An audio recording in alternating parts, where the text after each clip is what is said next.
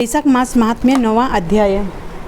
इतनी कथा सुनकर मिथिलेश ने पूछा कि हे ब्राह्मण, इक्ष्वाकु वंश के राजा ने जल और अन्न का दान नहीं किया, इससे वो चातक और छिपकली की तथा साधु महात्माओं की सेवा न करने से गिद्ध योनि में आया। परंतु आपने बतलाया कि वह 7 जन्म तक कुत्ते की योनि में आया, इससे केवल संत महात्माओं की सेवा नहीं की, उससे उसका फल उसको न मिला, उसने किसी को कष्ट भी नहीं दिया, सो बिना कारण ही उसको कुत्ते की योनि क्यों मिली, इसका मुझको संशय है। कृपा करके आप मेरे इस संशय का समाधान कीजिए। राजा के ऐसे प्रश्न सुनकर महायशस्वी श्रुतिदेव ने कहा कि तुम धन्य हो जो हे राजन, तुमने ऐसा धार्मिक प्रश्न किया, सो मैं अब तुम्हारे संशय का समाधान करता हूँ। यह वार्ता शिवजी ने कैलाश पर्वत पर से पार्वती जी से कही थी। सब लोगों की रचना कर उनको परलोक और लोक 2 प्रकार की स्थिति बताई और उनकी स्थिति के निमित्त 3 वेद बताए हैं, जल सेवा, अन्न सेवा एवं औषधि सेवा। ये तीनों इस लोक की स्थिति के हेतु तथा साधु सेवा, विष्णु पूजा और धर्म, ये तीनों परलौकिक स्थिति के हेतु हैं। जैसे ऐहिक कर्म से धन संपत्ति आदि प्राप्त हो सकते हैं, वैसे ही परलौकिक क्रियाएँ भी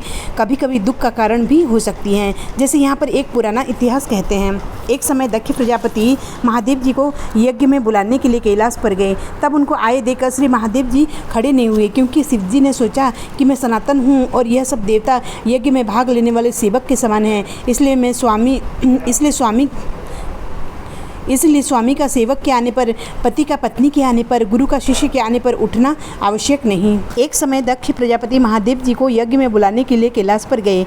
तब उनको आए देखकर श्री महादेव जी खड़े नहीं हुए, क्योंकि शिवजी ने सोचा कि मैं सनातन हूँ और यह सब देवता यज्ञ में भाग लेने वाले सेवक के समान है। इसलिए स्वामी का सेवक के आने पर, पति का पत्नी के आने पर, गुरु का शिष्य के आने पर उठना आवश्यक नहीं। यही सब शास्त्रों का मत है। जिसमें बल, दान, तप और शांति अधिक रहता है, वही गुरु है। जो स्वामी स्वयं अपने सेवक के लिए उठते हैं, उनकी आयु, धन और यश तत्काल नष्ट हो जाते हैं। इसलिए यह मेरा प्रिय ससुर है। ऐसा विचार कर दक्ष प्रजापति की भलाई के लिए ही वह उठे नहीं।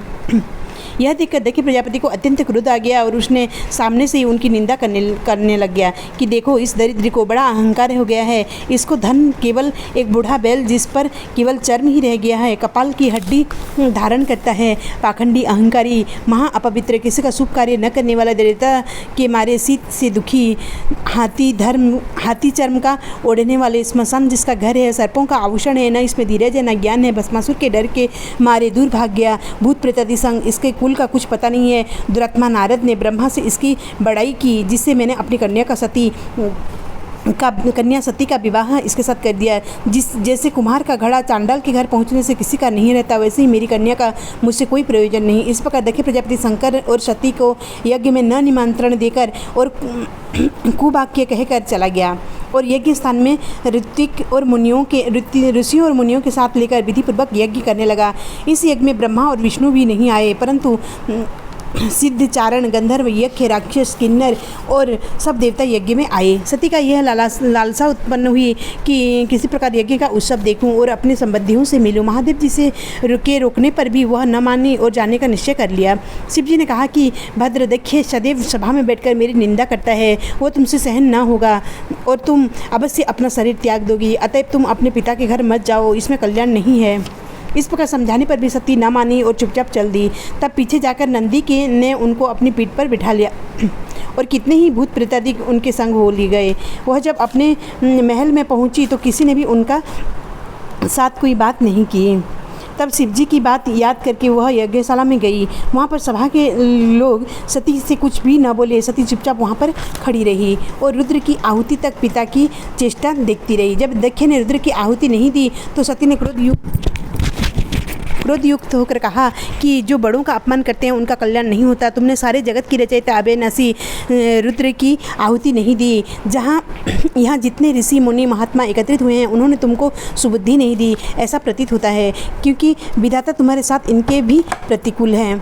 जब सती यह वचन कह रही थी तो पुष्पा देवता मुंह फाड़कर हंसने लगे और कर्महीन भृगु दाढ़ी और मूछ पकड़ाने लगा। दक्ष निंदा करने लगा। यह सब बातें देखकर सती को अत्यंत क्रोध आ गया और वह पति की निंदा सुनकर प्रायश्चित के रूप में अब सबको देखते ही देखते हवन कुंड में कूद पड़ी। सती को गिरते ही हाहाकार मच गया। शिवजी के गण भाग कर शिवजी के पास आए और सारी कथा सुनाई। महादेव जी के महादेव जी ने कालांतर रूप को क्रोध में अपनी जटा उखाड़कर पृथ्वी में मारी, जिससे बड़ा बलवान महाकाय वीरभद्र उत्पन्न हुआ। तब शिव जी ने उसको आज्ञा दी कि मेरे निंदक दक्ष का नाश कर दो, जिसके कारण सती को शरीर त्यागना पड़ा। महादेव जी की आज्ञा पाकर सहस्त्र भुजाओं वाला यमराज के सदृश वह वीरभद्र यज्ञशाला में पहुंचा और देवता, असुर, मनुष्य आदि जो भी यज्ञ में उपस्थित थे सबको मारने लगा और भृगु की दाढ़ी मूछ उखाड़ दिए, जिसने वो अंग फड़काया और वीरभद्र ने उसका वही अंग उखाड़ कर फेंक दिया। दक्ष का सिर काटने लगा, किंतु शुक्राचार्य मंत्र के बल से उसकी रक्षा कर रहे थे, इसीलिए नहीं काट सका। तब रुद्र ने स्वयं उसका सिर काट डाला। इस प्रकार यज्ञ में आए हुए सबका संहार कर वो कैलाश को लौटे। जो मरने से बचे थे वे सब भागकर ब्रह्मा जी की शरण में गए।